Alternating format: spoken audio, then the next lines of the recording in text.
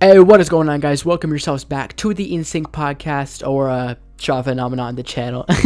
So today we're going to be reviewing Dua Lipa's new song, Break My Heart, off of her new album, Future Nostalgia. Quick background, I do song reviews every single Thursday, and some content throughout the week. Right now I've kind of been slacking, to be honest. But one thing I have not been slacking on is doing music. So I'm dropping a song every other week, so stay tuned for that. Also, check out Lucas's TikTok at Lucas McLuhan. I think he's posted a bunch of fun stuff on there. If you want to see more of her personalities and all that shine, check out his TikTok. But yeah, Dua Lipa. Me and Luke were pretty big fans of the lead song of this album, Future Nostalgia. We were also big fans of Don't Start Now. Not so much of Physical. It felt a little generic, and I'm gonna give the review first. Yeah.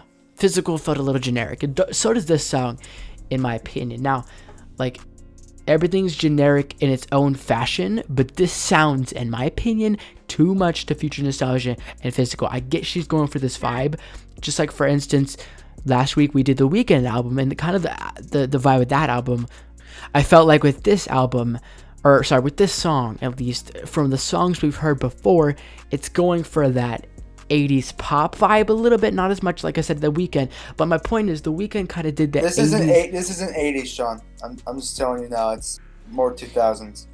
Yeah, you're right. You're right on that one. But point is, on the Weeknd album, it's kind of more like an 80s style. You could tell, but there's variation in 90s.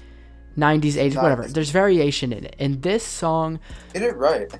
I feel like the 60s vibe isn't close, or it's too close to the other songs from what I've heard so far. Like, even the bass line. 60s vibe. Me and Luke were talking about this a little bit, and he kind of mentioned how he felt like the bass line was just too similar almost to the last couple songs. I did love the grooviness. It was super groovy. I liked the bridge a lot, to be honest. But like, it just felt so. I'm honestly like, What's negative about the song? I'm waiting. You just kept saying. It just feels too cookie cutter, in my opinion. It just feels too cookie cutter. It's such a topic that I've heard so much, and I don't know. It just feels too cookie cutter to me. The production is good. All of it is pretty good, but it's too close and generic to her stuff before. But I give this song probably 6.5 out of 10. What do you think, babe? Did your gay? Wow. What do you think, Luke? What do you think about Break My Heart? Okay. First of all, I don't know where you got the 60s vibe from, Sean, because this is nothing like the 60s. Everyone would have called Dua Lipa freaking devil worshiper if they heard this in the 60s. Oh my gosh, I can't believe you just said that. Anyway, Let's not get bouncy. No. Okay. So this isn't really an 80s vibe. This is more of a late 90s vibe. Early 2000s.